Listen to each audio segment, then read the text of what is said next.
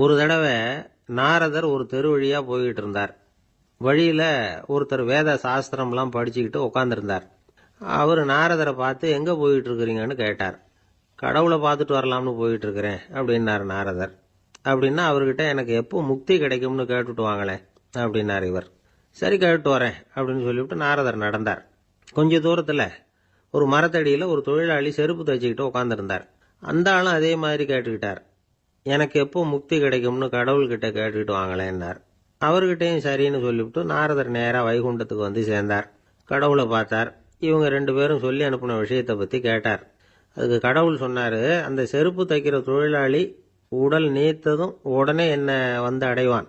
ஆனால் அந்த சாஸ்திரம் படித்த ஆள் இப்போதைக்கு என்கிட்ட வந்து சேரமாட்டான்.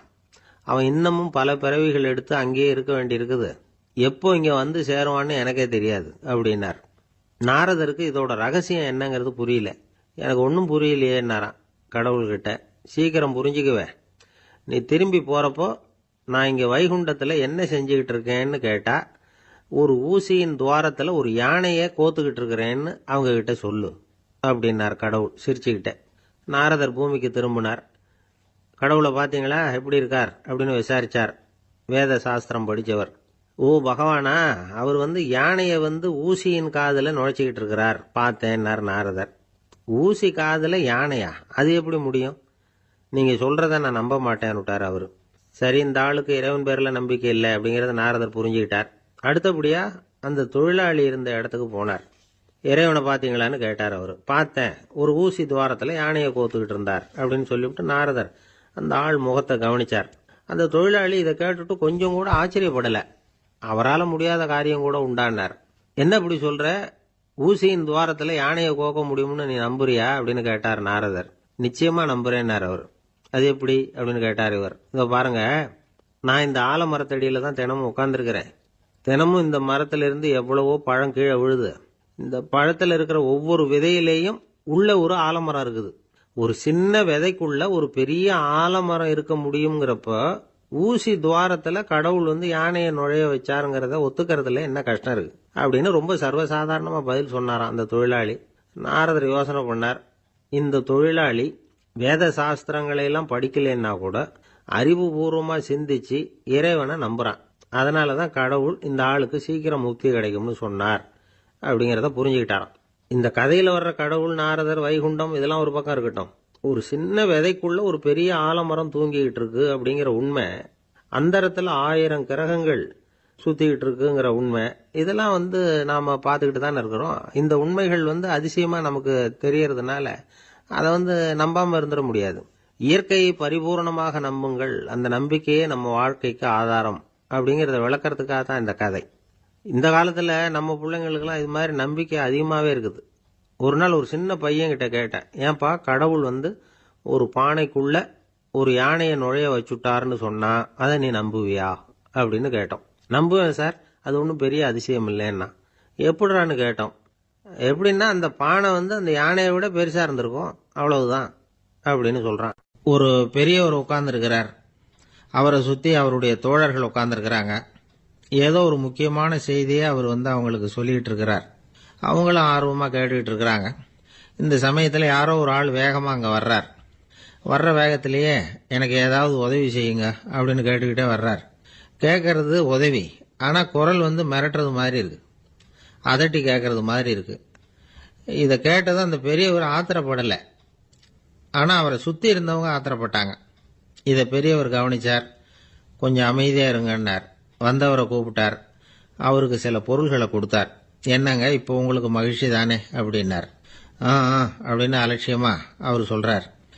நான் உங்களை நல்ல முறையில் நடத்தினேன்னா அப்படின்னு கேட்கிறாரு அவர் மறுபடியும்.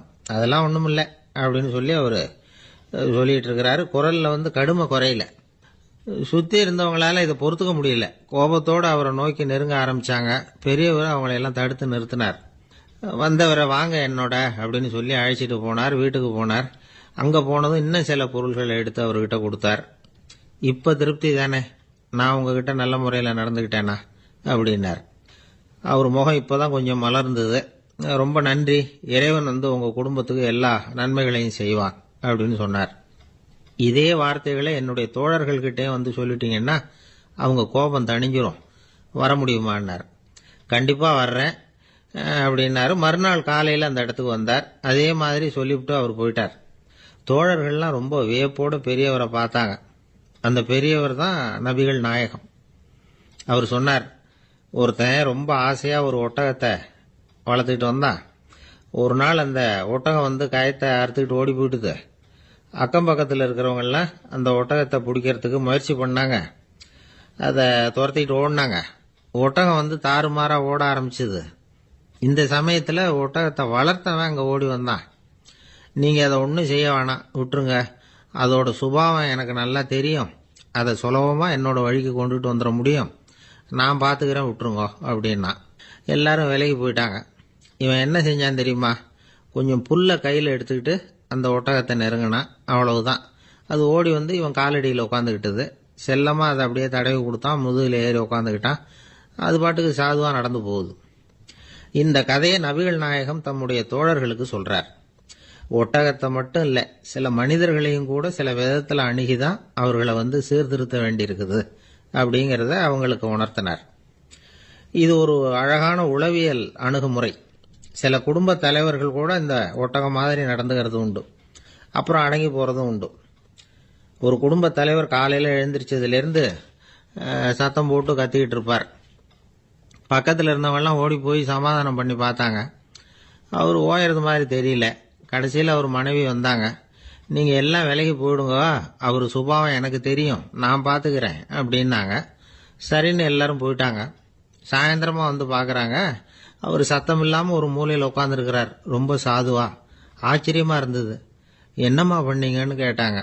அது ஒன்றும் இல்லைங்க, ஒரு வேளை சாப்பாட்டை நிறுத்தினேன், பட்னி போட்டேன், அவ்வளவுதான் அப்படின்னாங்க அந்த அம்மா. பக்தின்னு சொல்கிறோம் இல்லையா, அது வந்து 3 வகைப்படும் அப்படிங்கிறார் ஒரு பெரியவர். அது என்ன 3 வகைன்னா, தெய்வ பக்தி, அடியார்கள் பக்தி, குரு பக்தி. அடியார் பக்தியை விட தெய்வ பக்தியை விட குரு பக்தி தான் ரொம்பவும் சிறந்ததுங்கிறார் அவர். தெய்வத்துக்கிட்ட செஞ்ச பாவம் குருநாதர்கிட்ட தீர்ந்துருமா. குருநாதர்கிட்ட செஞ்ச பாவம் தெய்வத்துக்கிட்ட போனாலும் தீராதான். இப்படி பெரியவங்கெல்லாம் சொல்லி வச்சிருக்கிறாங்க. ஒரு காடு, அங்கே அயோத தௌமியர் அப்படின்னு ஒரு தபோதனர். அவர் பல மாணவர்களை ஒன்றா சேர்த்து ஒரு குருகுலம் நடத்திக்கிட்டு இருக்கிறார். பல தரப்பட்டவங்க, பல திறப்பட்டவங்க மாணவர்கள் அதில் சேர்ந்து படிச்சுக்கிட்டு இருக்கிறாங்க.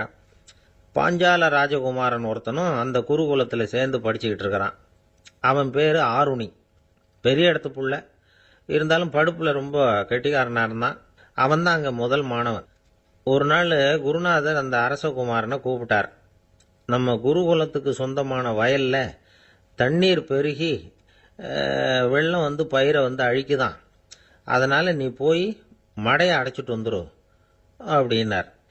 அந்த அரசகுமாரன் உடனே புறப்பட்டான்.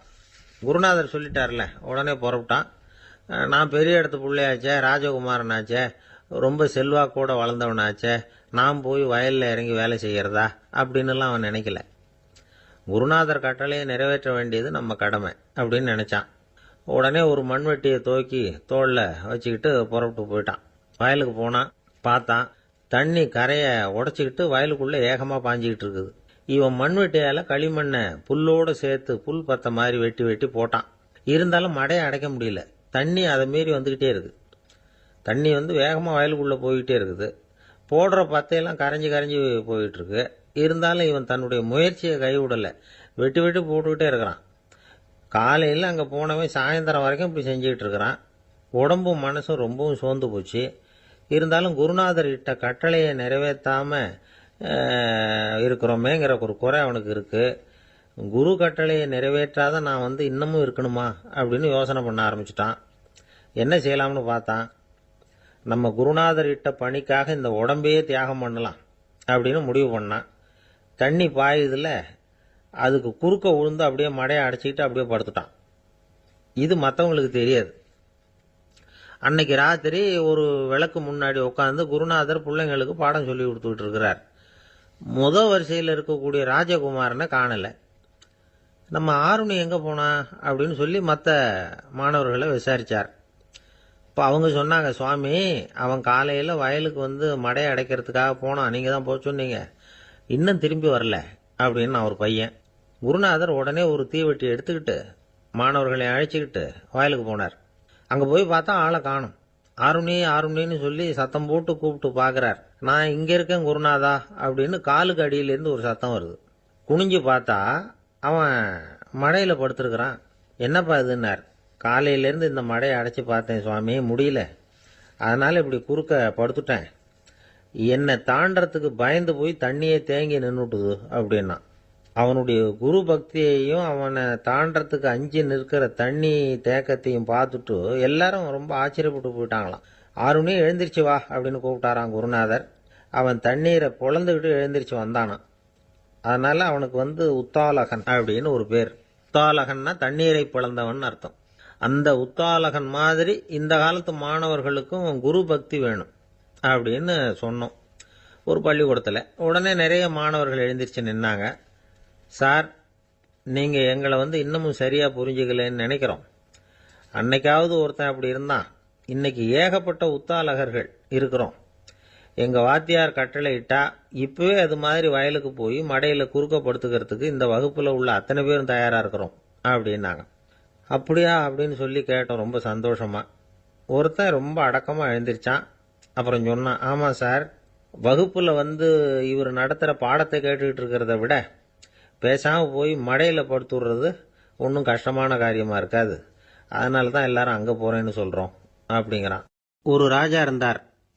நாடு பூராவும் நிறைய மரங்களை நட்டு வளர்க்கணுங்கிறது அவரோட ஆசை. தானே அதுக்கு முன்மாதிரியாக இருக்கணும்னு நினைச்சார். அரண்மனையை சுற்றி மரங்களை நட்டு வளர்த்தார். இதை பார்த்துட்டு ஜனங்களும் அவங்கவுங்க வீட்டை சுற்றி மரக்கன்றுகளை நட்டு வளர்த்தாங்க. கொஞ்ச காலத்தில் ஊர் பூரா பசுமையாக மாறிச்சு. எல்லாருக்கும் சந்தோஷமா இருந்தது. இது ஒரு பக்கம் இருக்கட்டும். இப்போ நான் சொல்ல போகிற கதை வேற. அதாவது அந்த ராஜா ஒரு நாள் தன்னுடைய அரண்மனையை சுற்றி இருக்கிற விதவிதமான மரங்களை எல்லாம் போய் பார்த்தார். எப்படி இருக்கிறீங்க அப்படின்னு ஒவ்வொரு மரத்துக்கிட்டையும் விசாரிச்சாராம். எந்த மரமும் சந்தோஷமா இருக்கிறதா தெரியல. அதுக்கு மனசில் ஒரு குறை.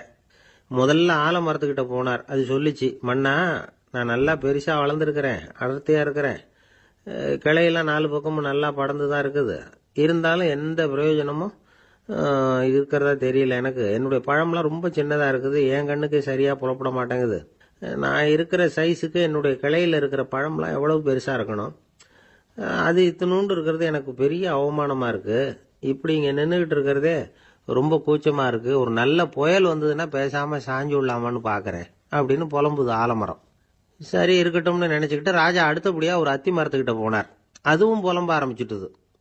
நான் கூட பெரிய மரம் தான், இல்லை இலையெல்லாம் அழகாக தான் இருக்குது, பழம் அழகாக இருக்குது, இருந்தாலும் உள்ள விஷயம் இல்லையே, அத்தி பழத்தை புட்டு பார்த்தா அத்தனையும் சொத்த அப்படின்னு பழமொழியே உண்டாயிட்டுதே.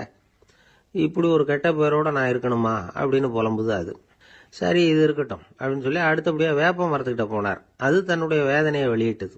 எனக்கு எவ்வளவோ மருத்துவ குணங்கள்லாம் இருக்கிறதா சொல்லிக்கிறாங்க, இருந்தாலும் என்ன பிரயோஜனம், என்னுடைய பழத்தை மனிதர்கள் யாரும் விரும்பி சாப்பிட்றது இல்லையே அப்படின்னுது. ராஜா அடுத்தாப்புல இருந்த ஒரு பனை மரத்துக்கிட்ட போனார். நான் நல்லா உயரமாக தான் வளர்ந்துருக்கிறேன், மற்ற மரங்கள்லாம் என்னை அண்ணாந்து தான் பார்க்கணும், இருந்தாலும் என்கிட்ட நிழலுக்காக யாரும் ஒதுங்கிறது இல்லையே அப்படின்னுது. என்ன இது எல்லா மரமும் இப்படி திருப்தி இல்லாமல் இருந்துகிட்டு இருக்குதே அப்படின்னு நினச்சிக்கிட்டே ராஜா அடுத்தபடியாக அங்கே இருந்த ஒரு பைன் மரத்துக்கிட்ட போனார். அழகாக உயரமாக பசுமையாக தான் இருந்தது, ஆனால் பழமோ பூவோ கிடையாது. அதை நினச்சி அது வருத்தப்பட்டுக்கிட்டு இருக்குது.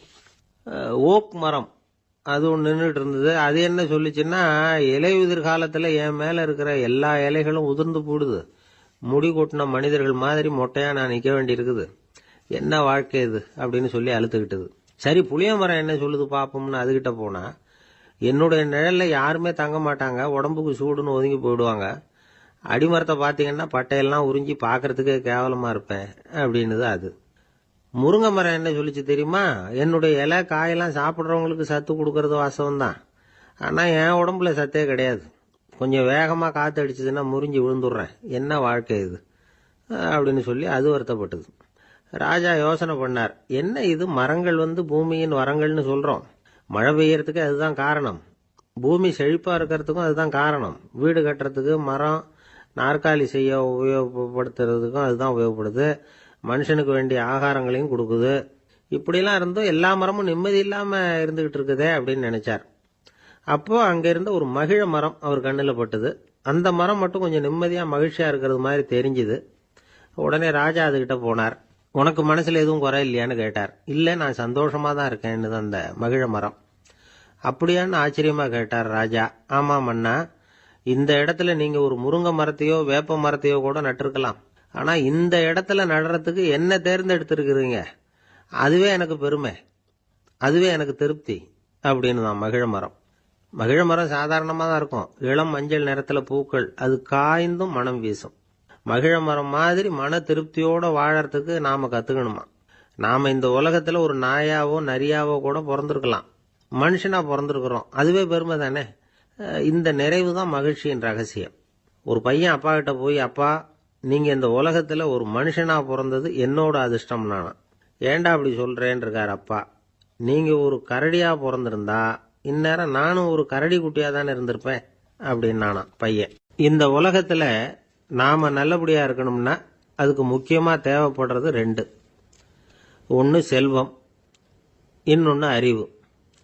சரி, இது ரெண்டுல சிறந்தது எது அப்படின்னு ஒரு கேள்வி கேட்டா என்ன பதில் சொல்றது? இதே கேள்விய ஹஸ்ரத் அலி அவர்கள் கிட்ட கேட்டாங்களாம். அவர் ஒரு பெரிய அறிஞர். கேள்வி கேட்டவங்களும் சாதாரண ஆட்கள் இல்லை, இவங்களும் அறிஞர்கள். ஒரு நாள் ஹஸ்ரத் அலி அவர்கள்கிட்ட 10 அறிஞர்கள் வந்தாங்களாம். ஐயா, நாங்க 10 பேரும் உங்ககிட்ட ஒரே கேள்வியை தான் கேட்க வந்திருக்கிறோம், ஆனா எங்க 10 பேருக்கும் நீங்க தனித்தனியா பதில் சொல்ல முடியுமா அப்படின்னு கேட்டிருக்காங்க. அதாவது அவங்க ஒரே கேள்விக்கு இவர்கிட்ட இருந்து 10 விதமான பதில் எதிர்பார்க்கறாங்க. சரி கேளுங்க, என்ன கேள்வி அப்படின்னார் அவர். அப்பதான் அவங்க கேட்டாங்களாம், செல்வம் அறிவு இது ரெண்டுல சிறந்தது எது? இதுதான் கேள்வி. ஹஸ்ரத் அலி என்ன பண்ணார் தெரியுமா? அவங்கள ஒவ்வொருத்தரா கூப்பிட்டார், ஒவ்வொரு விதமான பதில சொல்லி அனுப்புனார். முதல்ல ஒருத்தரை கூப்பிட்டார், சொன்னார், அறிவுங்கிறது தீர்க்க தரிசிகள், ஞானிகள், மகான்கள் இவங்களோட பரம்பரை சொத்து. ஆனா செல்வம்ங்கிறது கொடுங்கோலரின் ஆயுதம், அதனால அறிவு தான் சிறந்தது அப்படின்னார். ரெண்டாவது ஆளை கூப்பிட்டார், உங்ககிட்ட செல்வம் இருந்தா நீங்க தான் அதை காப்பாற்றணும், ஆனா அறிவு உங்களை எப்பவும் காப்பாற்றும், ஆகவே அறிவு தான் சிறந்தது அப்படின்னார். மூணாவது ஆளை கூப்பிட்டார், செல்வந்தனுக்கு எப்போதும் விரோதிகள் அதிகம், ஆனா அறிஞனுக்கு நண்பர்கள் அதிகம், அதனால அறிவு தான் சிறந்ததுன்னார். அடுத்தவரை கூப்பிட்டார், செல்வம் அடுத்தவங்களுக்கு கொடுக்க கொடுக்க குறையும், ஆனா கல்விங்கிறது அதிகரிச்சுக்கிட்டே வரும், கொடுக்கறதுனால குறையாது, அதனால அறிவு தான் சிறந்ததுன்னார். இன்னொருத்தரை கூப்பிட்டார், அறிவுள்ளவன் எப்பவும் அதை அடுத்தவங்களுக்கு வாரி வழங்கிக்கிட்டே இருப்பான், அதனால அவங்ககிட்ட தாராளத்தன்மை இருக்கும், ஆனா செல்வந்தன்கிட்ட கஞ்சத்தனம் தான் இருக்கும், அதனால அறிவு தான் சிறந்ததுன்னார். ஆறாவது நபரை கூப்பிட்டார், செல்வத்தை கள்வர்கள் திருடிட்டு போக முடியும், ஆனா அறிவை அப்படி திருடிட்டு போக முடியாது அப்படின்னார். ஏழாவது நபரை கூப்பிட்டார், செல்வம் கால ஓட்டத்துல அழிஞ்சிரும், ஆனா அறிவை கால ஓட்டம் ஒன்றும் பண்ண முடியாது, ஆகவே அறிவே சிறந்ததுன்னார்.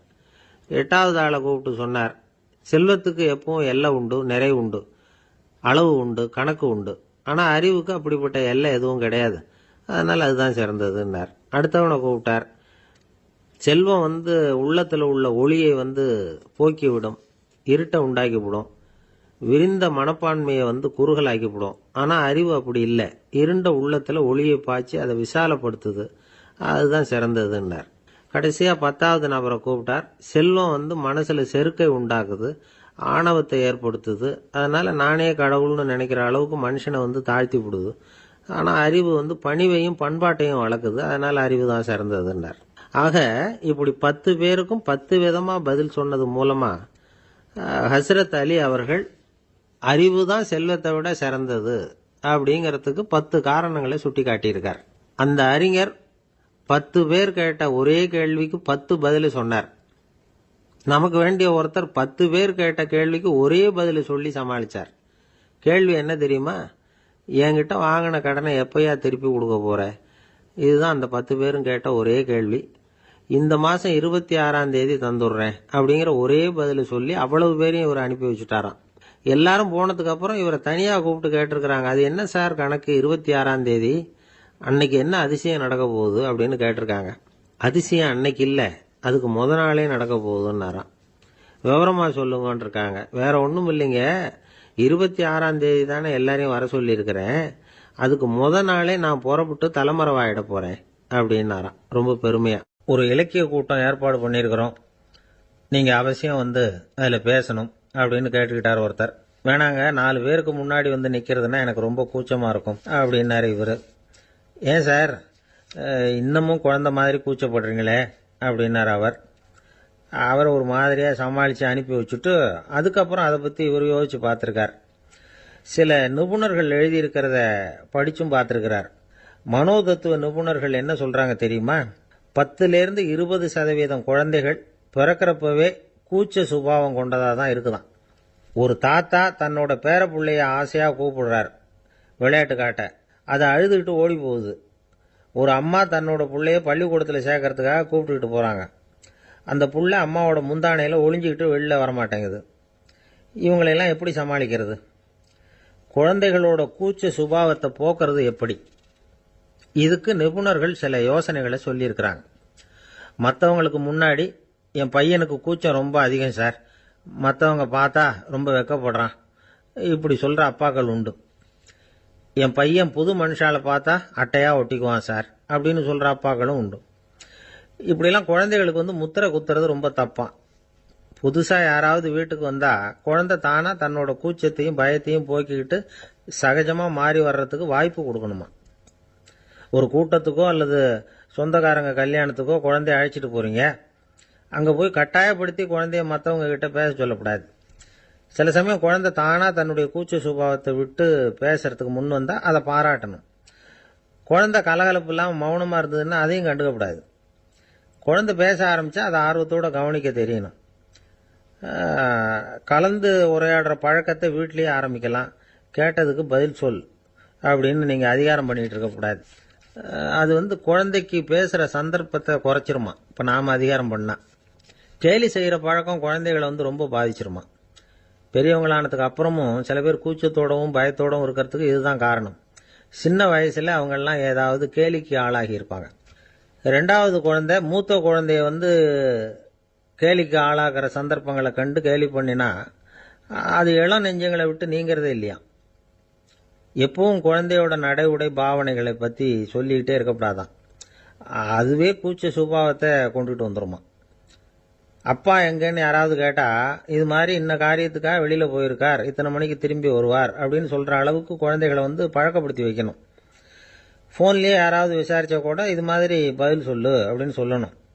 சின்ன சின்ன மீட்டிங்கில் 4 வார்த்தை பேச தயார் பண்ணலாம். ஒரு கடையிலையோ அல்லது ஹோட்டல்லையோ ஏதாவது விவரம் கேட்கணும்னா உங்கள் குழந்தைய தைரியமாக அனுப்புங்க. குழந்தைகள் பணிவாகவும் பொறுமையாகவும் விவரம் கேட்குறப்போ கூச்ச சுபாவம் தானாக போயிடும். சின்ன வயசுலேயே இப்படிலாம் பழக்கப்படுத்தினா தான் வருங்காலத்தில் தைரியமாக இந்த சமுதாயத்தில் வாழ முடியும். இல்லைன்னா 60 வயசுலேயும் அடுப்பங்கரையை விட்டு வெளில வர்றதுக்கு கூச்சப்பட்டுக்கிட்டு தான் இருக்க வேண்டியிருக்கும். இந்த காலத்து பிள்ளைங்க எவ்வளவோ பரவாயில்ல, எதுக்கும் தயங்குறதில்ல, கூச்சப்படுறதில்ல. ஒரு அம்மா அடுப்பங்கரையிலேருந்து சத்தம் போட்டாங்க, டேய் ராமு, தயவு பண்ணி அந்த டிவியை நிறுத்துறா, அந்த பெண்ணோட குரல் மகா மோசம், அடுப்பங்கரையில் இருக்கிற என்னாலேயே அதை சகிச்சிக்க முடியல அப்படின்னாங்களாம். உடனே பையன் கொஞ்சம் கூட தயங்காமல் பதில் சொல்கிறான், அம்மா இந்த குரல் டிவியிலேருந்து வரல, எதிர்த்த விட்டு மாமி தான் இங்கே வந்திருக்கிறாங்க, அவங்க தான் இப்போ என்னோட பேசிக்கிட்டு இருக்கிறாங்க அப்படின்னு. கங்கை கரை தோட்டம் பக்கத்தில் ஒரு ஆசிரமம், அங்கே ஒரு பெரியவர் தங்கி இருக்கிறார். அவர் தான் ராமகிருஷ்ண பரமஹம்சர். அந்த ஆசிரமம் இருந்த இடம் கரக்பூர். வங்காளத்தில் பொதுவாக எல்லாரும் மீன் சாப்பிட்றது உண்டு. கங்கையில் குளிச்சுட்டு கையில் ஒரு மீனோட வர்றது வழக்கம். இவர் இருக்கிற இடத்துக்கு கங்கையில் படகு வழியாக வரணும். அப்படி தான் எல்லாரும் வருவாங்க.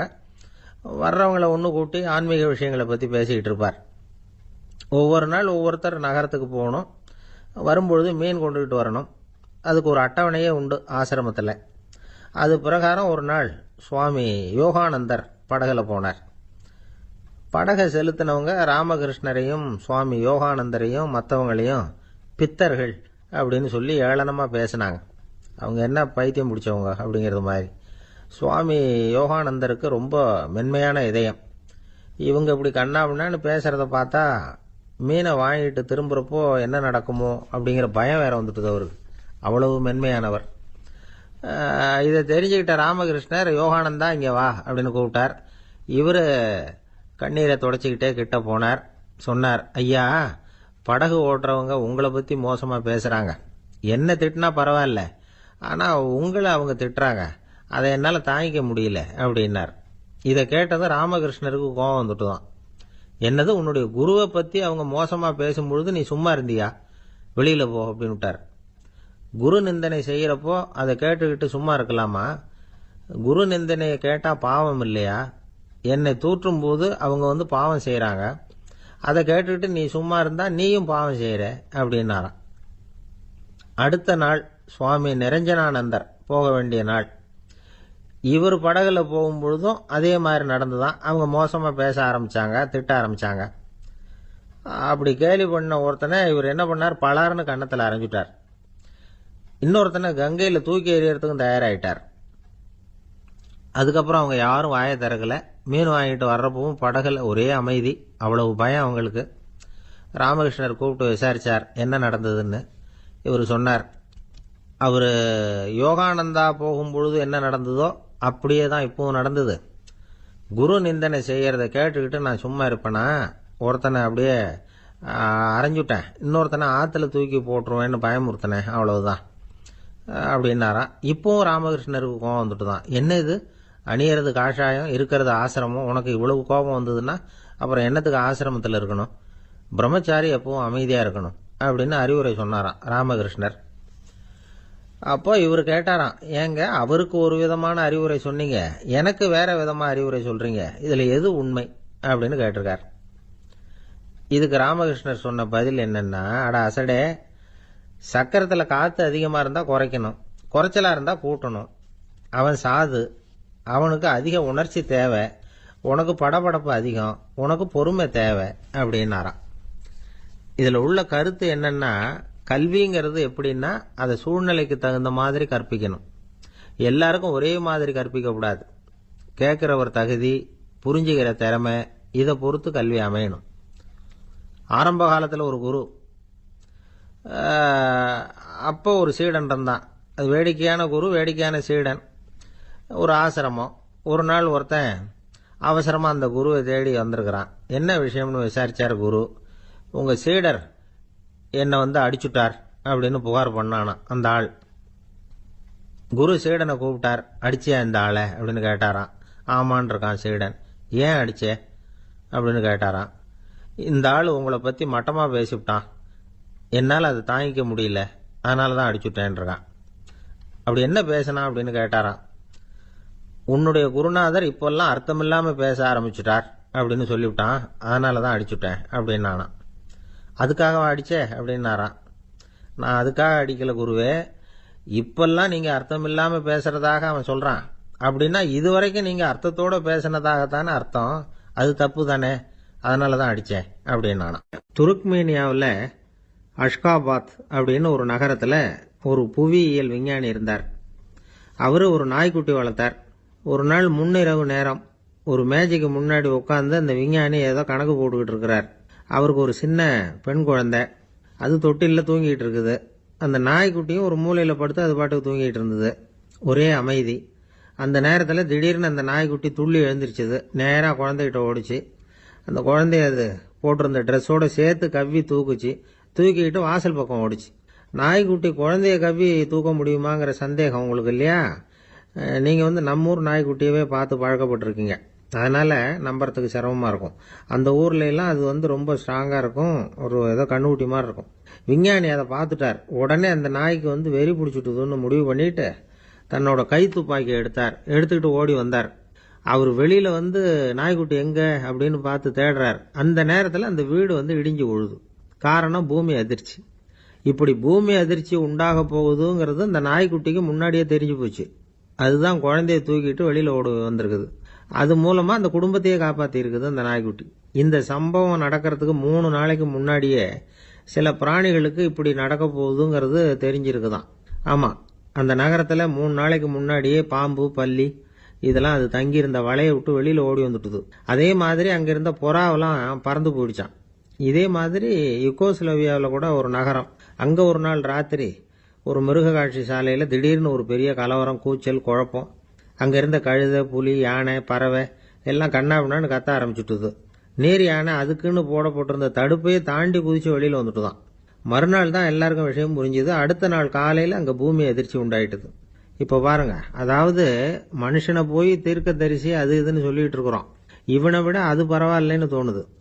அதாவது மிருகங்கள் ஒன்று நடக்க போகுதுங்கிறத முன்னாடியே புரிஞ்சுக்குதே. சரி, இதெல்லாம் எப்படி அது முன்கூட்டி புரிஞ்சுக்குது? அதுதான் படைப்பு ரகசியம். அதை கண்டுபிடிக்கிறதுக்கு தான் மனுஷன் ஆராய்ச்சி பண்ணிட்டு இருக்கிறான். விஞ்ஞானிகளோட ஆராய்ச்சியெல்லாம் ஒரு பக்கம் இருக்கட்டும், வீட்டுக்குள்ளேயே சில ஆராய்ச்சி பண்ணி பாருங்களேன். இப்போ சில யோசனை சொல்லி அதை சோதனை பண்ணி பாருங்க அப்படின்னு ஒருத்தர் சொன்னாராம். அதாவது இப்போ மழை வருமா வராதா அப்படின்னு தெரிஞ்சுக்கணுமா, உடனே ஒரு பூனைக்குட்டி பின்னாடியே மெதுவாக போய் அது என்ன செய்யுதுன்னு கவனித்து பார்க்கணும். பூனைக்குட்டி தன்னோட பாதத்தினால சுகத்தில் அப்படி கீறிக்கிட்டு இருக்கும். அப்படி கீறினா கண்டிப்பாக மழை வரும்.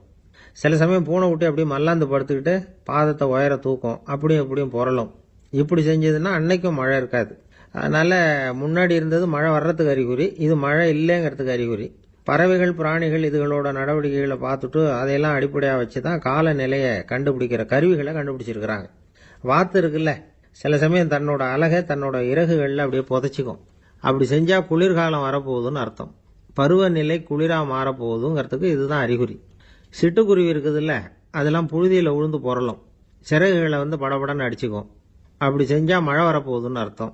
ஒன்று மட்டும் நாம் நல்லா தெரிஞ்சுக்கணும், இயற்கையின் சீற்றம்னு சொல்கிறோம் இல்லையா, இயற்கை ஏன் நம்ம மேலே கோவப்படுது? இயற்கையை நாம் அனுசரித்து போகிறதில்ல, அதனால் கோவப்படுது. காடுகளை அழிக்கப்படாது, விலங்குகளை கொல்லக்கூடாது, இயற்கை ஏற்படுத்தி வச்சிருக்கிற சமநிலையை கெடுக்கக்கூடாது. அதை புரிஞ்சுக்கிட்டு வாழ்ந்தோம்னா பூமியும் நடுங்காது, நாமளும் நடுங்க வேண்டிய அவசியம் இருக்காது. ஒருத்தர் இருந்தார், சாராய கடைக்கு போனாராம், நிறைய சாப்பிட்டார். அப்புறம் சொன்னார், இது ரொம்ப அற்புதமான சரக்கு போல இருக்கு. உள்ளே போன உடனே இந்த பூமியே நடுங்கிறது மாதிரி இருக்கு எனக்கு அப்படின்னாராம். இதுக்கு கடைக்காரர் சொல்லியிருக்கார், நீங்கள் சாப்பிட்டது வெறும் பச்சை தண்ணி தாங்க, இப்போ ஏற்பட்டிருக்கிறது நிஜம் பூமி அதிர்ச்சி அப்படின்னாராம். ஒரு ஊரில் ஒரு ராஜா இருந்தார். அந்த ராஜாவுக்கு ஒரு மந்திரி. ராஜா ரொம்ப நியாயமானவர், நேர்மையானவர், கண்டிப்பானவர். தப்பு செய்கிறது யாராக இருந்தாலும் தண்டனை கொடுப்பார். வேண்டியவங்களுக்கு ஒரு நியாயம், வேண்டாதவங்களுக்கு ஒரு நியாயம்ங்கிறதெல்லாம் அவர்கிட்ட கிடையாது. ஒரு சமயம் அரசவையில் அந்த அமைச்சரே விதிமுறைகளுக்கு புறம்பா ஏதோ நடந்துகிட்டு இருக்கார். மன்னருக்கு கோபம் வந்துட்டுது. உடனே அந்த அமைச்சரை கிட்டத்தில் கூப்பிட்டு அவர் கன்னத்தில் ஓங்கி ஒரு அறை கொடுத்துட்டாராம். உடனே அந்த அமைச்சர் என்ன பண்ணார் தெரியுமா, நேராக போனார், அங்கே நின்றுகிட்டு இருந்த இன்னொருத்தர் கன்னத்தில் ஓங்கி அரைஞ்சார். அறை வாங்கினவர் திகைச்சு போயிட்டார். இவர் ஏன் நம்மளை அரைகிறார் அப்படின்னு யோசனை பண்ணார். மன்னரும் திகைச்சு போயிட்டார். நாம இவர் அரைஞ்சா அதுக்காக இவர் போய் இன்னொருத்தர் அரையணுமா அப்படின்னு யோசனை பண்ணார். இவருக்கு என்ன பைத்தியமானு கூட நினைக்க ஆரம்பிச்சுட்டார். ஆனால் என்ன ஆச்சுன்னா, அப்புறம் அமைச்சர் அவர் கவனிச்சுக்கிட்டு இருந்தாரா, அவர் இன்னொருத்தர் அரைஞ்சார் இல்லையா, அந்த அறை வாங்கின ஆசாமியை பார்த்து கத்திக்கிட்டு இருந்தார். யார்? அமைச்சர்.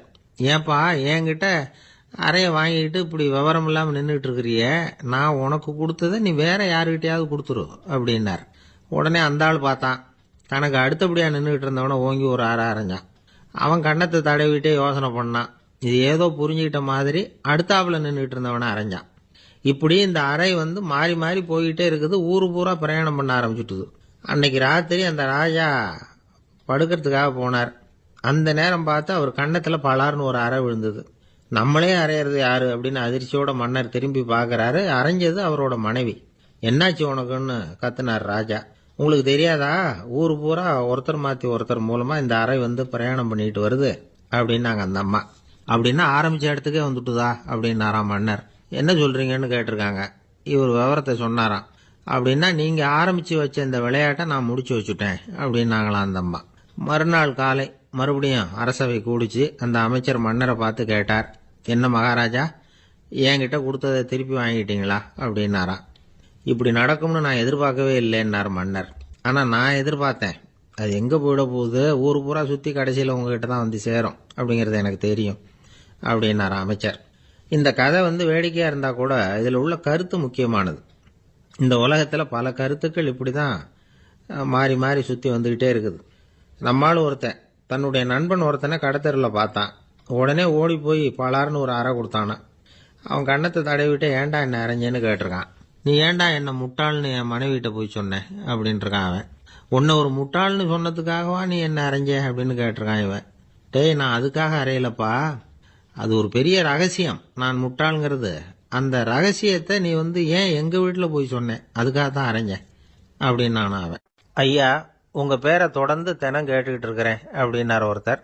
தொடர்ந்து கேட்குறீங்களே, உங்களுக்கு காது வலிக்கலையா அப்படின்னு கேட்டோம். பேசுற உங்களுக்கே வாய் வலிக்கல அப்படிங்கிறப்போ கேட்குற எங்களுக்கு எப்படி காது வலிக்கும் அப்படின்னார். நம்ம உடம்புல ஒரு அதிசயம் என்ன தெரியுமா? ரொம்ப நேரம் நாம நடக்கிறோம்னு வச்சுக்கோங்க, கால் வலிக்கும். ரொம்ப நேரம் வேலை செஞ்சா கை வலிக்கும், உடம்பு வலிக்கும். ரொம்ப நேரம் பார்த்துக்கிட்டே இருந்தா கண்ணு வலிக்கும். ரொம்ப நேரம் பேசிக்கிட்டே இருந்தா வாய் கூட வலிக்கும். ஆனா ரொம்ப நேரம் கேட்டுக்கிட்டே இருக்கிறதுனால காது வலிக்கிறது இல்லை.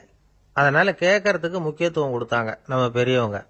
திருவள்ளுவர் தேவையில்லாம வார்த்தைகளை உபயோகப்படுத்த மாட்டார். ஒரு திருக்குறள்னு எடுத்துக்கிட்டாவே அதுல மொத்தம் 7 வார்த்தைகள், அவ்வளவுதான். அப்படி 7 வார்த்தைகள் மட்டுமே உள்ள ஒரு திருக்குறள்ல வள்ளுவர் ஒரே வார்த்தையை 5 தடவை உபயோகப்படுத்தியிருக்கிறார், திரும்ப திரும்ப பயன்படுத்தி இருக்கிறார். அப்படின்னா அதை எந்த அளவுக்கு வலியுறுத்தி சொல்றார் அப்படிங்கறத நாம புரிஞ்சுக்கணும். அது என்ன குறள்? செல்வத்துள் செல்வம் செவிச்செல்வம், அச்செல்வம் செல்வத்துள் எல்லாம் தலை. செவிச்செல்வம்ங்கிறது அவ்வளவு முக்கியமானது. கற்றலின் கேட்டல் நன்று. அதிகம் கேட்கணுங்கிறதுக்காகத்தான் எவ்வளவு கேட்டாலும் காது வலிக்கிறது இல்லை. குறைச்சலா பேசணும், அதிகமா கேட்கணும். இன்னொரு விஷயம் கவனிங்க. நம்ம உடம்புல கண்ணுக்கு மூடி இருக்குது, எதையாவது நாம பார்க்க விரும்பலன்னா உடனே கண்ணை மூடிக்கலாம். நம்ம வாய்க்கு மூடி இருக்குது, பேச விருப்பம் இல்லையா, வாயை மூடிக்கலாம். மூக்குக்கு கூட மூடிக்கிற வசதி இருக்குது, எதையாவது முகர விருப்பம் இல்லையா, மூச்சை அடக்கிக்கலாம். ஆனா பாருங்க, காதுக்கு மூடி கிடையாது. அதை கையால தான் மூட முடியும். யார் என்ன சொன்னாலும் அது நல்லதோ கெட்டதோ காதுல விழுந்துகிட்டு தான் இருக்கும். அறிவு தான் நல்ல விஷயங்களை எடுத்துக்கிட்டு கெட்ட விஷயங்களை விட்டுடணும். நல்ல கருத்துக்கள் நம்ம காதுல நிறைய விழுந்துகிட்டே இருக்கணும். அதை கேட்டு நாம நல்லபடியா வாழணுங்கிறது தான் படைப்பின் விருப்பம். ஆன்மீகவாதிகள் கூட ஒன்று சொல்லுவாங்க. அதாவது ஆன்மீக பாதையில நீங்க முன்னேறணும்னா முதல்ல சிரவணம் செய்யணும்பாங்க. அதாவது பெரியவங்க சொல்ற நல்ல கருத்துக்களை கேட்கணும் அப்படின்னு அதுக்கு அர்த்தம். அதனால யாரு நல்ல கருத்துக்களை சொன்னாலும் அதை காது கொடுத்து கேளுங்க. இவ்வளவு கருத்துக்களையும் நம்ம நேயர் ஒருத்தர்கிட்ட சொல்லிட்டு இருந்தோம். அவரும் சரி சரின்னு தலையாடிக்கிட்டே இருந்தார். அப்புறம் சொன்னார், நீங்க சொல்றது சரிதான் சார், காதுக்கு மூடி இல்லைங்கிறது ரொம்ப சரி. அதனால தான் உங்க தகவல் கூட நாங்க விரும்புறோமோ இல்லையோ தினம் காதில் விழுந்துகிட்டு இருக்குது அப்படின்னார். எங்களுக்கு ரொம்ப பெருமையா இருந்தது. அப்படியா அப்படின்னோம். ஆனாலும் என்ன மாதிரி சில பேர் நீங்க தகவல் சொல்ற சமயத்துல காதுல மூடி இல்லையேன்னு சொல்லி கவலைப்படுறதில்ல சார் அப்படின்னார். ஏன்னு கேட்டோம். காதை மூடுறதுக்கு தானே வசதி இல்லை, ரேடியோ மூடுறதுக்கு வசதி இருக்குதுல்ல, அதனால டக்குன்னு அதை மூடி வச்சிருவோம் அப்படின்னார். வங்க நாவலாசிரியர் சரத் சந்திரர் ஒரு நண்பர் அவர்கிட்ட வந்தார். வழக்கமா எல்லா எழுத்தாளர்கள்கிட்டையும் கேட்கிற ஒரு கேள்வியை கேட்டார். நீங்க எழுத்துத்துறைக்கு வந்தது எப்படி? இதுதான் கேள்வி. அதை தெரிஞ்சு என்ன பிரயோஜனம்னார் சரத் சந்திரர். சும்மா சொல்லுங்களேன், தெரிஞ்சுக்கிறேன் அப்படின்னார் வந்தவர். சரி சொல்றேன்னு ஆரம்பிச்சார். நான் ரங்கூன்ல வேலை பார்த்துக்கிட்டு இருந்தேன். சம்பளம் பத்தல, வேலையும் பார்த்துக்கிட்டு ஒரு பலசரக்கு கடை வைக்கலாம்னு நினைச்சேன். என்னால் மளிகை கடை வச்சு சரியா நடத்த முடியுமாங்கிற சந்தேகம் என் மனைவிக்கு. அதை சோதனை பண்ணி பார்க்கணுங்கிறதுக்காக சில பொருள்களின் அளவு, அதோட விலை, இப்படி சிலதை சொல்லி எல்லாத்தையும் மனக்கணக்காக கூட்டி போட சொன்னாங்க. என்னால் சரியாக கூட்டி சொல்ல முடியல. உங்களால் மளிகை கடை நடத்த முடியாதுன்னு சொல்லிவிட்டாங்க. உடனே என்ன பண்ணுறது, வேற வழி இல்லை, கதை எழுத ஆரம்பிச்சிட்டேன் அப்படின்னார்.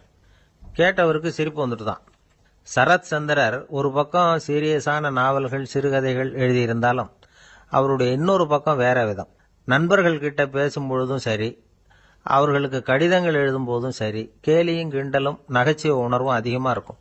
காந்திஜி ஒரு சமயம் கல்கத்தாவுக்கு வந்திருந்தார். தேசபக்தர்கள் பல பேர் அவர்கிட்ட பேசிக்கிட்டு இருந்தாங்க. அப்போ சரத் சந்திரரும் அங்க இருந்தார். கிரண் சங்கர் ராய் அப்படிங்கிறவரும் அங்க இருந்தார். அவர் சொன்னாராம், காந்திஜியோட பழகிய முதல் வங்காளி நான் தான். போயர் யுத்த காலத்துல இவர் லண்டனுக்கு வந்திருந்தப்போ என்கிட்ட தான் வங்காள மொழி கத்துக்கிட்டார் அப்படின்னாராம். உடனே சரத் சந்திரர் காந்திஜியை பார்த்து, இவர் உங்களுக்கு வங்காள மொழி கத்து கொடுத்தது உண்மைதானா அப்படின்னாராம். ஆமான்னாராம் காந்தி. அதனாலதான் உங்களால வங்காள மொழி கத்துக்க முடியல அப்படின்னாராம். எல்லாரும் சிரிச்சாங்களாம். சரத் சந்திரர் சாம்தா பேர் அப்படிங்கிற கிராமத்துல தங்கியிருந்தார் ஒரு இலக்கிய நிகழ்ச்சியில கலந்துக்கிறதுக்காக. அதுக்காக ஒரு கல்கத்தாவுக்கு போக வேண்டிய சூழ்நிலை. அதுக்காக புறப்பட்டார். அந்த சமயத்துல பின்னாடி இருந்து யாரோ அவரை கூப்பிட்டாங்க. இப்படி கூப்பிட்டவரை பார்த்து இன்னொருத்தர் யாரோ அதட்டி இருக்கிறாங்க. போகிறவரை ஏன் இப்படி கூப்பிடுறீங்க அப்படின்னு. ஏன் கூப்பிட்டா என்னன்னு கேட்டிருக்கார் சரத் சந்திரர். புறப்படுறவங்கள பின்னாடி இருந்து கூப்பிடுறது அபசகுனம், போகிற இடத்துல ஏதாவது ஆபத்து வரலாம் அப்படின்னு அதுக்கு விளக்கம் கொடுத்துருக்கிறார் அவர். உடனே சரத்சந்திரர் சொன்னாராம், இதோ இவங்க என்ன இலக்கிய கூட்டத்துக்கு அழைச்சிட்டு போகிறாங்களே, இதை விட வேற என்ன ஆபத்து வந்துட போகுது அப்படின்னாராம். இப்படி சரத்சந்திரருக்கு இயல்பாகவே நகைச்சுவை உணர்வு உண்டு. அவருடைய நண்பர் ஒருத்தர் வீட்டுக்கு கூப்பிட்டுருந்தார். அங்கே ஒரு கச்சேரிக்கு ஏற்பாடு பண்ணியிருந்தாங்க. சரத்சந்திரருக்கு இயல்பாகவே கச்சேரியில் நீண்ட ஆலோசனையெல்லாம் கேட்கறதுக்கு பொறுமை இருக்காது. அதனால் மெதுவாக பாட போகிறவர் எப்படி அப்படின்னு கேட்டிருக்கார். அவருக்கு ரொம்ப நல்லா பாட தெரியும் அப்படின்னு சொல்லியிருக்கிறாங்க. அதுக்கு சரத்சந்திரர், பாட தெரியுங்கிறது சரி, பாட்டை நிறுத்த தெரியுமா அதை சொல்லுங்க முதல்ல அப்படின்னாராம். ஒரு ராஜா ஊரெல்லாம் சுற்றி பார்த்துட்டு வரலாம்னு ஒரு நாள் புறப்பட்டு போனார். ஒரு இடத்துல தறி நெசவு வேலை ரொம்ப மும்முரமாக நடந்துகிட்டு இருந்தது. ஒரு பெரியவர் தறியால் நெசவு வேலை செஞ்சுக்கிட்டு இருந்தார். பக்கத்தில் ஒரு அழகான பொண்ணு உட்காந்து நூலை சுற்றிக்கிட்டு இருக்குது. ராஜா அந்த பெரியவரை பார்த்து யார் இந்த பொண்ணுன்னு விசாரிச்சார். ராஜா அப்படி கேட்டதும் அவருக்கு ரொம்ப பெருமையாக போயிட்டுது. ஏன்னா உட்காந்துருந்தது அவரோட மகள். அரசே, இது என்னுடைய மகள். இவ வேகமாக நூல் தெரிக்கக்கூடியவள். வைக்கோலை எடுத்து இவ தெரிச்சா கூட அது எல்லாம் பவுனிழையாக வெளியில் வரும் அப்படின்னு ஒரு ராசி இவளுக்கு அப்படின்னு ரொம்ப பெருமையாக ராஜா கிட்ட சொன்னார். ராஜா இதை கேட்டதும் அசந்துட்டார். அப்படியா, இவ்வளவு அழகும் சாமர்த்தியமும் உள்ள இந்த பொண்ணு என்னோட வரட்டுமே, இவளை என் மருமகளை ஆக்கிக்கிறேன் அப்படின்னார் ராஜா. அந்த பெரியவருக்கு ஒன்றும் புரியல. ஏதோ கொஞ்சம் பெருமையாக சொல்ல போவோ அது இப்படி ஆயிட்டுதே அப்படின்னு கவலைப்பட்டார். இருந்தாலும் ராஜா பேச்ச தட்ட முடியுமா, மகளை அனுப்பி வச்சுட்டார். ராஜா அந்த பொண்ணை அரண்மனைக்கு அழைச்சிட்டு வந்தார். அங்கே ஒரு அறையில் வச்சு பூட்டி விட்டார். அந்த ரூமு நிறைய வைக்கோலை கொண்டாந்து போட்டு அடைச்சாங்க. 3 ராட்டைகள் வேற வச்சுருந்தாங்க. நாளைக்கு பொழுது விடியறதுக்குள்ளே நீ இந்த வைக்கோலையெல்லாம் தங்க இழைகளாக மாற்றி காட்டணும். நாளைக்கு காலம்புறம் வந்து நான் இந்த அறை கதவை திறப்பேன். உன் தகப்பன் சொன்னது மாதிரி எல்லாம் தங்கமாக மாறி இருக்கணும், இல்லைன்னா நீ உயிர் தப்ப முடியாது அப்படின்னு உத்தரவு போட்டார். பாவம் அந்த பொண்ணு என்ன பண்ணும், பகல் பூரா அழுதுகிட்டே உட்காந்துருக்குது. ராத்திரி பூராவும் தூக்கம் வரல. மறுநாள் அதிகாலை நேரத்தில் யாரோ கதவை தட்டுற சத்தம் கேட்டுது. பயந்துக்கிட்டே கதவை திறக்கிறா. திறந்து பார்த்தா வெளியில் 3 அவலட்சணமான பெண்கள். ஒருத்திக்கு வந்து கால் அகலமாக முறை மாதிரி இருக்குது, இன்னொருத்திக்கு கட்டை விரல் கரண்டி மாதிரி பெருசாக இருக்குது, 3வது பொண்ணுக்கு உதடு தடித்து ரப்பர் மாதிரி தொங்கிக்கிட்டு இருக்கு. யார் நீங்கள், உங்களுக்கு என்ன வேணும் அப்படின்னு கேட்குது இந்த பொண்ணு. நாங்கள் உங்களுக்கு உதவி செய்யறதுக்கு தான் வந்திருக்கிறோம் அப்படின்னு சொல்லி உள்ளே வந்தாங்க. உட்காந்தாங்க. கொஞ்ச நேரத்துக்குள்ளே உள்ளே இருந்த வைக்கோலையெல்லாம் தங்க இழைகளாக மாற்றி கொடுத்துட்டு போயிட்டாங்க. காலையில் ராஜா வந்தார். பார்த்தார். ஆகா பேஷுன்னார். இன்னும் கொஞ்சம் வைக்கோலை கொண்டாந்து அந்த ரூமில் போட சொன்னார். இந்த வைக்கோலையும் இன்னைக்கு தங்கமாக மாற்றி விடு, நாளைக்கு மறுநாள் உனக்கும் இளவரசனுக்கும் கல்யாணம்னு சொல்லிவிட்டார். இன்னைக்கு ராத்திரி அந்த 3 பொண்ணுங்களும் வந்தாங்க. வைக்கோலை பொண்ணு இழைகளாக மாற்றினாங்க, புறப்பட்டாங்க. இந்த பொண்ணு அவங்க காலில் விழுந்து வணங்கினா. என் உசுரை காப்பாற்றினீங்க, உங்களுக்கு நான் என்ன கைமாறு செய்ய போகிறேன் அப்படின்னா. பயப்படாத, நீ விரும்பினா எங்களுக்கு ஒரு உதவி செய்யலாம். உன்னுடைய கல்யாணத்துக்கு நாங்கள் 3 பேரும் வரோம். நீ எங்களை வந்து வரவேற்று ராஜாக்கிட்டையும் இளவரசர்கிட்டையும் நாங்கள் உன்னோட பெரியப்பா பொண்ணுங்கன்னு சொல்லி அறிமுகப்படுத்தி வை, நாங்கள் விருந்து சாப்பிட்டுட்டு போயிடுறோம் அப்படின்னாங்க. ரொம்பவும் சந்தோஷமாக சரின்னு ஒத்துக்கிட்டா. கல்யாண நாள் வந்தது. கல்யாணம் ரொம்ப கோலாகலமாக நடந்துக்கிட்டு இருக்கு. எல்லா தேசத்து ராஜா ராணிகளும் வந்துக்கிட்டு இருக்கிறாங்க. அந்த 3 அவலட்சணமான பொண்ணுங்களும் வந்து சேர்ந்தாங்க. யார் இவங்கன்னு கேட்டார் ராஜா. என் பெரியப்பா பொண்ணுங்க அப்படின்னா அந்த பொண்ணு.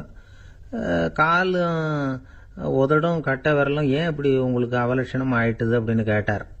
அதுக்கு அந்த பொண்ணுங்க பதில் சொன்னாங்க. என்ன செய்யறது, ஓயாம வைக்கோலை நூற்று ஒருத்தியோட கட்டை விரல் அப்படி கரண்டி மாதிரி ஆயிட்டுது. நாக்கில் தொட்டு தொட்டு திரிச்சதுனால ஒருத்தியோட உதடு அப்படி ஆயிட்டுது. காலால் கட்டையை அழுத்தி அழுத்தி தறி போட்டதுனால இன்னொருத்தையோட கால் அப்படி ஆயிட்டுது. உங்கள் மருமகளாக வந்திருக்கிற இந்த பொண்ணு அந்த 3ஐயுமே செய்ய தெரிஞ்சவ தான். என்ன ஆக போதோ இன்னும் கொஞ்ச நாளில் அப்படின்னாங்க. அவ்வளவுதான். ராஜா பயந்துட்டார். அம்மா, இன்னையிலேருந்து நீ இளவரசனின் மனைவி. நீ எப்பவும் அழகாக இருக்கணும். அதனால் நீ இனிமேல் வைக்கோலை திரிக்கவே கூடாது அப்படின்னு உத்தரவு போட்டார். அவளை இக்கட்டான சூழ்நிலையிலிருந்து காப்பாற்றின அந்த 3 பொண்ணுங்களும் சந்தோஷமாக திரும்பி போயிட்டாங்களாம். சுவாமி சின்மயானந்தர் இந்த கதையை சொல்லியிருக்கிறார். தன்னலம் மறந்து சுயலாபத்தை தியாகம் செய்யறது வைக்கோல்ல இருந்து தங்க இழைய நூக்கிறது மாதிரி அப்படிங்கிறார் அவர்.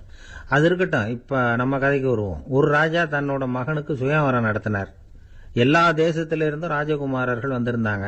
ராஜகுமாரியை கல்யாணம் பண்ணிக்கலாம்ங்கிற ஆசையில சுயம்பர மண்டபத்திலிருந்து எல்லா ராஜகுமாரர்களும் அலறி அடிச்சுக்கிட்டு வெளியில ஓடி வந்துட்டு இருக்கிறாங்களாம். ஏன் அப்படி எல்லாரும் மிரண்டு போய் ஓடி வர்றாங்கன்னு கேட்டார் ஒருத்தர். அதுக்கு இன்னொருத்தர் விவரம் சொன்னார். ராஜகுமாரியை இன்னைக்கு தான் அவங்க நேரில் பார்த்தாங்களாம், அதுதான் அப்படி ஓடி வந்துட்டு இருக்கிறாங்க அப்படின்னார். கடற்கரை ஓரமா ஒரு பெரியவர் கையால மணலை கீறிக்கிட்டே உட்காந்துருக்கிறார். என்னத்தையும் தேடிட்டு இருக்கிறது மாதிரி தெரிஞ்சது.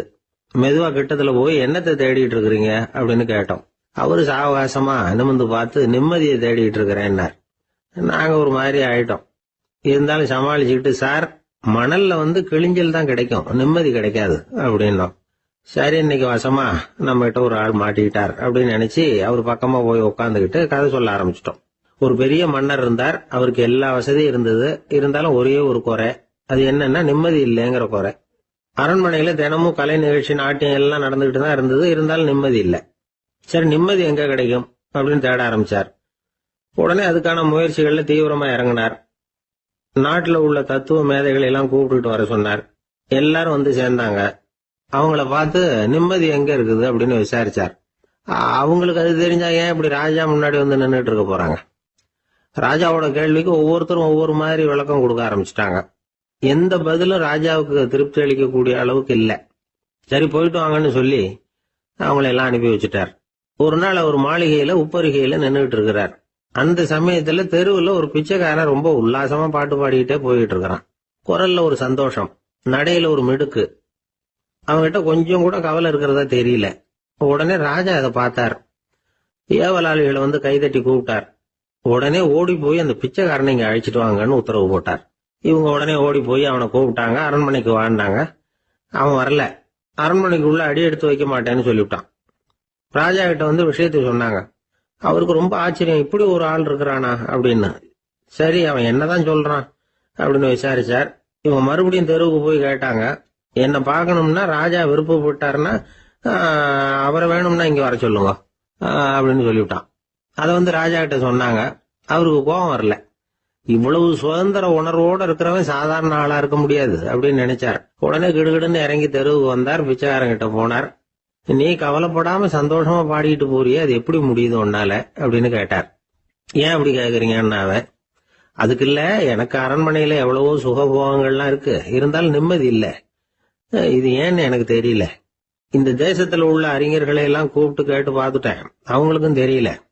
உன்னை கேட்டா தெரியும்னு நினைச்சேன், அதனாலதான் சந்திக்கிறதுக்கு ஆசைப்பட்டேன். ஆனா நீ வரமாட்டேன்னுட்டியே அப்படின்னார். பிச்சைக்காரன் கடகடன்னு சிரிக்க ஆரம்பிச்சுட்டான். மகிழ்ச்சிக்கும் உங்களுக்கும் தடையா இருக்கிறது இந்த மாளிகை தான். இதை விட்டுட்டு வெளியில வந்துட்டா நிம்மதி தேடிட்டு வந்துரும்னா. நான் அரசன், எனக்குன்னு கடமைகள் இருக்கு, அதையெல்லாம் விட்டுட்டு எப்படி வர முடியும்னார் ராஜா. ரெண்டும் ஒரே நேரத்துல கிடைக்கணுங்கிறது முடியாத காரியம். உங்க சுகபோகத்துக்கு விலையாதான் உங்க நிம்மதியை கொடுத்துக்கிட்டு இருக்கிறீங்க. என்ன பாருங்க, என்கிட்ட எதுவும் இல்ல, அதனால எதுவும் போயிடுமோங்கிற பயமும் இல்ல, நிம்மதியா இருக்கிறேன் அப்படின்னா அவன். ராஜா உடனே சந்தோஷப்பட்டு தன்னுடைய மேலங்கியை எடுத்து அவனுக்கு பரிசா கொடுத்தாரான். அவன் சிரிச்சுக்கிட்டே அதை வாங்க மாட்டேன்னு விட்டானான். இதை நீங்க எனக்கு கொடுக்கறதுனால எந்த பயனும் இல்லை, அதே நேரத்துல அதை வாங்கிட்டேன்னா அடுத்த வினாடியிலிருந்து அதை எப்படி காப்பாத்துறதுங்கிற கவலை எனக்கு சேர்ந்துடும், அப்புறம் தூக்கம் வராது, நிம்மதி போயிடும் அப்படின்னானா. சொல்லிவிட்டு அவன் பாட்டுக்கு சந்தோஷமா பாடிக்கிட்டே போயிட்டான். நிம்மதி எங்க இருக்குங்கிறதையும் ராஜா தெரிஞ்சுக்கிட்டார். அந்த இடத்துக்கு தன்னால போக முடியாதுங்கிறதையும் அவர் புரிஞ்சுக்கிட்டார். இப்படி இந்த கதைய அந்த கடற்கரையில மணலை கீறிக்கிட்டே உட்கார்ந்துருந்தார அந்த பெரியவர்கிட்ட சொல்லி முடிச்சோம். அவர் முகத்துல ஒரு தெளிவு தெரிஞ்சது. எங்களை நிமிர்ந்து பார்த்தார். ரொம்ப நன்றிங்க, இப்ப எனக்கு தெரிஞ்சு போச்சு, நிம்மதி வேணும்னா அதுக்கு என்ன பண்ணணும்னு இப்ப நல்லா புரிஞ்சுக்கிட்டேன் அப்படின்னார். என்ன புரிஞ்சுக்கிட்டீங்கன்னு கேட்டோம். இனிமே இந்த பக்கம் வந்தா உங்க கண்ணுல படாத இடமா பார்த்து உட்காரணும்னு புரிஞ்சுக்கிட்டேன் அப்படின்னார். ஜெருசலேம், அங்க உள்ள ஒரு தேவாலயம், அதுல உள்ள பலிபீடத்தின் முன்னாடி ஒரு பெட்டி உண்டு. அது காணிக்கை பெட்டி. ஆலயத்துக்கு வர்றவங்க பிரார்த்தனை பண்ணிவிட்டு திரும்பி போற சமயத்துல அந்த பெட்டியில காணிக்கை போடுவாங்க. அவங்களால எவ்வளவு முடியுமோ அவ்வளவு போடுறது வழக்கம். அவங்கவுங்க வசதிக்கு தகுந்த மாதிரி போடுவாங்க. வசதி உள்ளவங்களா இருந்தாலும் சரி, வசதியே இல்லாத வறியவர்களா இருந்தாலும் சரி, ஆலய காணிக்கை பெட்டியில காசு போடுறது அவங்களுக்கு ரொம்ப பெருமையான ஒரு செயல். ஒரு சமயம் இயேசு தம்முடைய சீடர்களோடு அந்த ஆலயத்துக்கு வர்றார். அங்க உட்காந்து ரொம்ப நேரம் வழிபாடு பண்ணிட்டு இருக்கிறார். சீடர்களும் அந்த ஜபத்தில் கலந்துக்கிட்டாங்க. வழிபாடு முடிஞ்சுது. இயேசு உட்கார்ந்துருக்கிறார். காணிக்கை பெட்டியில் காசு போடுறவங்கள கவனிக்கிறார். சீடர்களும் அதையே கவனிச்சுக்கிட்டு இருக்கிறாங்க. ரொம்ப பேர் வரிசையாக வந்தாங்க. அவங்களால முடிஞ்ச அளவுக்கு காசு போட்டுட்டு அவங்க பாட்டுக்கு போய்கிட்டு இருக்கிறாங்க. வசதியானவங்க நிறைய பேர் வந்தாங்க. அதுக்கு மத்தியில் வயசான ஒரு அம்மா, அவங்களும் வந்து காசு போட்டுட்டு போகிறாங்க. இப்போ இயேசு தன்னுடைய சீடர்கள் பக்கம் திரும்பினார். ஒரு கேள்வி கேட்டார். இப்போ இந்த காணிக்கை பெட்டியில் நிறைய பேர் வந்து காசு போட்டுட்டு போகிறத நீங்கள் கவனிச்சிங்க. இன்னைக்கு இந்த காணிக்கை பெட்டியில் ரொம்பவும் அதிகமாக காசு போட்டது யார் அப்படின்னு கேட்டார். முதல்ல வந்தார ஒரு பெரிய மனுஷன், அவர் தான் அதிகமாக போட்டார் அப்படின்னாரு ஒருத்தர். மூணாவதா வந்தவர் தான் அதிகமாக போட்டார், நான் கவனிச்சேன் அப்படின்னாரு இன்னொருத்தர். இப்படி ஆளுக்கு ஒரு விதமாக சொல்கிறாங்க. கடைசியாக இயேசு சொன்னாராம், இன்றைக்கு அந்த பெட்டியில் அதிகமாக காசு போட்டவங்க அந்த வயசான அம்மா தான் அப்படின்னாராம். சீடர்களுக்கு ஒன்றும் புரியல. அந்த அம்மா ரொம்ப ஏழையாச்சே, அவங்க எப்படி அதிகமாக காணிக்கை செலுத்த முடியும் அப்படிங்கிறது அவங்க சந்தேகம். இயேசு விளக்குனார். நிறைய பேர் வந்தாங்க, நிறையவே காசுகள் போட்டாங்க, அது உண்மைதான். ஆனாலும் அந்த அம்மா என்ன பண்ணாங்க கவனிச்சிங்களா? வந்தாங்க, தன்னுடைய காசு பையை திறந்தாங்க, அப்படியே கொட்டுனாங்க. அதில் இருந்தது ரெண்டு காசுகள் தான். அந்த 2 காசும் காணிக்கை பெட்டியில் விழுந்துட்டுது.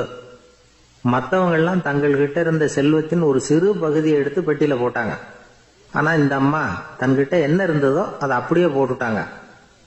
தன்னுடைய பிழைப்புக்காக வச்சிருந்த அவ்வளவையும் இழக்கிறதுக்கு தயாராயிட்டாங்க. அவ்வளவு தாராள மனசு அவங்களுக்கு. அதனால அவங்க செலுத்தின காணிக்கை தான் அளவில் அதிகம் அப்படின்னார். விலை மதிப்பில்லாத முத்து புதையல் ஒருத்தனுக்கு கிடைக்க போகுதுன்னு வச்சுக்கோங்க. அதன் மதிப்பை உணர்ந்தவன் என்ன பண்ணுவான்? அதை அடையறதுக்காக தன்கிட்ட இருக்கிற எதையும் கொடுக்கறதுக்கு தயாரா இருப்பான் இல்லையா? அது மாதிரி தான் இதுவும் அப்படின்னார். உலக மதிப்பீடுகளை துரும்பா தூசியா மதிச்சு அதையெல்லாம் உதறி விடுகிறவன் இறையருள் அப்படிங்கிற இணையில்லாத செல்வத்தை பெறுகிறான் அப்படிங்கிறது இதுல உள்ள கருத்து. இறைவனுக்காக இழப்பதுன்னா துன்பப்படுகிறவர்களுக்காக, ஏழைகளுக்காக, ஏதுமற்றவர்களுக்காக இழப்பது அப்படின்னு அர்த்தம். உங்கள் அயலானுக்கு நீங்கள் என்ன உதவி செய்தாலும் அதை எனக்கே செய்கிறீர்கள் அப்படின்னு இயேசு சொல்லியிருக்கிறார். அடுத்தவங்களுக்கு உதவணுங்கிற குணம் இன்னைக்கு ரொம்ப குறைஞ்சி போச்சு. ஒருத்தன் வாழைப்பழத்தோல் வழுக்கி கீழே விழுந்துட்டான். பக்கத்தில் இருந்த நண்பன் உடனே இவனை தூக்கிக்கிட்டு போய் ஆஸ்பத்திரியில் சேர்த்துட்டான். அதுக்கப்புறம் சொன்னான், நீ அந்த வாழைப்பழத்தோலில் காலை வைக்க போகிறத முன்னாடியே நான் கவனிச்சுட்டேன் அப்படின்னானா. அப்படின்னா அப்போவே நீ எனக்கு உதவி செஞ்சிருக்கலாமே அப்படின்னானா அவன். நான் டாக்டருக்கு உதவலாம்னு நினச்சிட்டேன் அப்படின்னா இவன். காசி மாநகரத்தை பிரம்மதத்தன் அப்படிங்கிற ராஜா ஆட்சி பண்ணிட்டு வந்தார். அவர் ஒவ்வொரு வருஷமும் ஒரு திருவிழா நடத்துறது வழக்கம். எல்லா தேசத்திலிருந்தும் எல்லா வகையான ஜனங்களும் அதில் வந்து கலந்துக்குவாங்க. ஒரு சமயம் அது மாதிரி விழா நடந்துகிட்டு இருந்தது. வைகுண்டத்திலிருந்து தேவலோகத்திலிருந்து நிறைய தேவகுமாரர்கள்லாம் காசி நகருக்கு அப்போது வந்திருந்தாங்க. அதில் முக்கியமாக ஒரு 4 தேவகுமாரர்கள். அந்த 4 பேரையும் சுற்றி ஏகப்பட்ட கூட்டம். அப்படி என்ன விசேஷம் அவங்கக்கிட்ட அப்படின்னா, மற்றவங்களை விட அவங்க முகம் அழகாக இருந்ததா அப்படி பார்த்தா அப்படியும் இல்லை. அவங்க அணிஞ்சிருந்த மலர் மாலைகள் தான் அதுக்கு காரணமா. அந்த மலர்கள்லேருந்து அப்படி ஒரு அபூர்வமான நறுமணம். இதுக்கு முன்னாடி இப்படி ஒரு நறுமணத்தை அந்த ஊர் ஜனங்க அனுபவிச்சதே இல்லை. அதுதான் அந்த 4 பேரையும் சுற்றி கூட்டம். எல்லாரும் கேள்வி கேட்க ஆரம்பித்தாங்க. உடனே அந்த 4 தேவகுமாரர்களும் எல்லாருக்கும் தெரியும்படியாக வானத்தில் எழும்பி கொஞ்சம் உயரமாக நின்றுக்கிட்டாங்க. கீழே நின்றுக்கிட்டு இருந்த அரசன்லேருந்து ஆண்டி வரைக்கும் ஒருத்தர் பாக்கி இல்லாமல் ஒரே குரலில் எல்லாரும் அவங்கள பார்த்து, எங்களுக்கும் இது மாதிரி மாலையை போட்டுக்கணும்னு ஆசையாக இருக்குது, அதுக்கு நீங்கள் தான் அருள் பண்ணணும் அப்படின்னு கேட்டுக்கிட்டாங்க. மாலை போட்டுக்கிறதுனா எல்லாருக்கும் ஆசையாக தானே இருக்கும். அந்த 4 தேவகுமாரர்களில் ஒருத்தர் புத்தர் பிரான். அவர் சொன்னார், பூலோகவாசிகளே, நான் சொல்கிறத கொஞ்சம் பொறுமையாக கேளுங்க. கக்காரு அப்படிங்கிற கற்பக விருஷத்தின் மலர்களால் தொடுக்கப்பட்டது இந்த மாலை. இதுக்கு நிறைய சக்தி உண்டு. எந்த காலமும் இது வாடாது, வாசனையும் குறையாது. ஆனால் இதை அணிந்து கொள்றதுக்கு சில தகுதிகள் தேவை அப்படின்னார். என்ன தகுதி அது சொல்லுங்களேன் அப்படின்னு ஏக காலத்தில் எல்லாரும் சத்தம் போட்டாங்க. தீய இயல்புகள் உள்ளவங்க, இழிந்த சிந்தனை, இழிந்த செயல் உள்ளவங்க இந்த மாலையை அணிய முடியாது அப்படின்னார். அவ்வளோதான். கூட்டத்தில் சத்தம் போட்டவங்கள்லாம் மெதுவாக அப்படி அடங்க ஆரம்பிச்சிட்டாங்க. இன்னொரு தேவகுமாரன் சொன்னார், அடுத்தவங்க பொருளை அபகரிக்காதவன், அடுத்தவங்களுக்கு கெடுதல் பண்ணக்கூடிய பொய் பேசாதவன், பேராசையினால கெட்ட வழியில பொருள் ஈட்ட நினைக்காதவன் இந்த மாலையை போட்டுக்கலாம் அப்படின்னார். கூட்டத்திலிருந்து யாரும் முன்னுக்கு வரல. ஒரே ஒரு ராஜகுரு மட்டும் கொஞ்சம் முன்னாடி வந்தார். பெரியவர், படித்தவர் அவர். எனக்கு தகுதி இருக்குது அந்த மாலையை போட்டுக்கிறதுக்கு அப்படின்னார். வேற ஒன்றும் இல்லை, பொய் சொல்லியாவது அந்த மாலையை வாங்கிக்குவோமே அப்படின்னு முடிவு பண்ணிட்டார் அவர். அவ்வளவுதான், மாலையை வாங்கிட்டார். அடுத்த தேவகுமாரன் பேசினார். யாருக்கு திடமான அறிவும் மனமும் இருக்குதோ, யாருக்கு நல்ல காரியங்களில் அசையாத ஈடுபாடு இருக்குதோ, நல்ல அரிய பொருள்களை தனியாக தான் மட்டும் அனுபவிக்க விரும்பாதவர் யாரோ அவர் முன்னாடி வந்து இந்த மாலையை வாங்கிக்கலாம் அப்படின்னார். அந்த தகுதியும் எனக்கு இருக்குன்னார் ராஜகுரு. மாலையை வாங்கி போட்டுக்கிட்டார். இன்னொரு ராஜகுமாரன் பேச ஆரம்பித்தார். அறநெறியில் செல்வம் சேர்க்கணும், ஆடம்பர பொருள்களுக்கு அடிமையாகக்கூடாது, வெற்றி அடைஞ்சாலும் கர்வம் வரக்கூடாது, அப்படிப்பட்டவங்க இந்த மாலையை போட்டுக்கலாம்னார். துணிஞ்சு பொய் சொல்லி அதையும் வாங்கி கழுத்தில் போட்டுக்கிட்டார் இந்த ராஜகுரு. இன்னொரு ராஜகுமாரன் சொன்னார். சான்றோர்களை நிந்திக்காதவங்க, புறம் பேசாதவங்க இந்த மாலையை போட்டுக்கலாம்னார். அதையும் வாங்கி போட்டுக்கிட்டார். திருவிழா முடிஞ்சுது, எல்லாரும் திரும்பி போயிட்டாங்க. மறுநாள் ராஜகுரு 4 மாலைகளையும் போட்டுக்கிட்டு ராஜசபைக்கு வரார். வந்தவர் ரொம்ப அவஸ்தையோடு வர்றார். மாலையெல்லாம் வாடி போயிட்டுது, வாசனை எதுவும் கிடையாது. அது மட்டும் இல்லை, அவருக்கு கடுமையான தலைவலி வேற வந்துட்டுது. துடிச்சு போயிட்டார். மாலையை கழட்டவும் முடியல. ஜனங்கள்லாம் அவரை பார்த்து சிரிக்க ஆரம்பிச்சிட்டாங்க. என்னத்துக்கு ஆசைப்படணும், ஏன் இப்படி கஷ்டப்படணும் அப்படின்னு. ராஜா பார்த்தார். மறுபடியும் விழாவுக்கு ஏற்பாடு பண்ணினார். தேவகுமாரர்கள்லாம் வந்தாங்க. ராஜகுரு வந்தார். மக்கள் முன்னிலையில் அவங்க காலில் விழுந்தார், மன்னிப்பு கேட்டுக்கிட்டார். இந்த மாலையை போட்டுக்கிற தகுதி எனக்கு இல்லை. தகுதி இல்லாத ஒருத்தன் தகாத தகுதியை பொய் மூலம் பெறணும்னு ஆசைப்படுறாங்களே, அவங்களுக்கெல்லாம் என்னுடைய தண்டனை ஒரு எச்சரிக்கையாக இருக்கட்டும்னார். அதுக்கப்புறம் தேவகுமாரர்கள் அவர் கழுத்தில் இருக்கிற மாலையை கழட்டினாங்களாம். அந்த மாலைகளும் பழையபடி மனம் கொடுக்க ஆரம்பிச்சுட்டு தான். இதுலேருந்து நாம் தெரிஞ்சுக்க வேண்டியது என்னென்னா, நமக்கு தகுதி இல்லாத ஒரு கௌரவம் நம்மகிட்ட தானாக வந்தால் கூட அதை தவிர்த்து விடுறது தான் நல்லது. அதுதான் புத்திசாலித்தனம். ஒருத்தர் வந்தார். சார், எங்கள் இலக்கிய மன்ற விழாவுக்கு நீங்கள் தலைமை தாங்கணும்னார். உடனே இவர் சொன்னார், பேச்சாளர், சார், இலக்கியத்தை பற்றி பேசுகிற தகுதி எனக்கு இல்லையே அப்படின்னார். உடனே அவர் கூப்பிட வந்தவர் சொன்னார், அந்த தகுதி உங்களுக்கு இல்லைங்கிறது எங்களுக்கும் தெரியும் சார், அதனால தான் உங்களை தலைமை தாங்க கூப்பிடுறேன் அப்படின்னார். அது சரி, தலைமைன்னா அதுக்கு இவர் என்னதான் அர்த்தம் பண்ணுறாருன்னு தெரியல. ஒருத்தர் குதிரை ரேஸுக்கு போனார். பணம் கட்டினார், தோத்து போயிட்டார். மறுபடியும் போனார், பணம் கட்டினார், தோத்து போனார். அடுத்த தடவையும் பணம் கட்ட போனப்போ அவரை தடுத்து கேட்டோம், ஏன் சார், ஏற்கனவே விட்டது போதாதா, இன்னமும் இருக்கிறத விடணுமா அப்படின்னு கேட்டோம். விட்டதையெல்லாம் மொத்தமாக எடுக்க வேணாமா சார், அதுக்காக தான் தொடர்ந்து பணம் கட்டுறேன்னார் அவர். இவரை திருத்துறது ரொம்ப கஷ்டம். இது ஒரு மனநோய். மனநோய்களில் பல வகை உண்டு. மனநோய்கள் பிரிவு அட்டவணையில் சூதாட்டம்ங்கிறது அவதியுறும் நோய் அப்படிங்கிற தலைப்பில் வருது. சூதாட்டம் 2 வகைப்படும்னு சொல்றாங்க உளவியல் நிபுணர்கள். ஒரு வகை எப்படின்னா, நண்பர்களோடு சேர்ந்துக்கிட்டு மகிழ்ச்சியும் கிளர்ச்சியும் அடையறதுக்காக ஈடுபடுறது.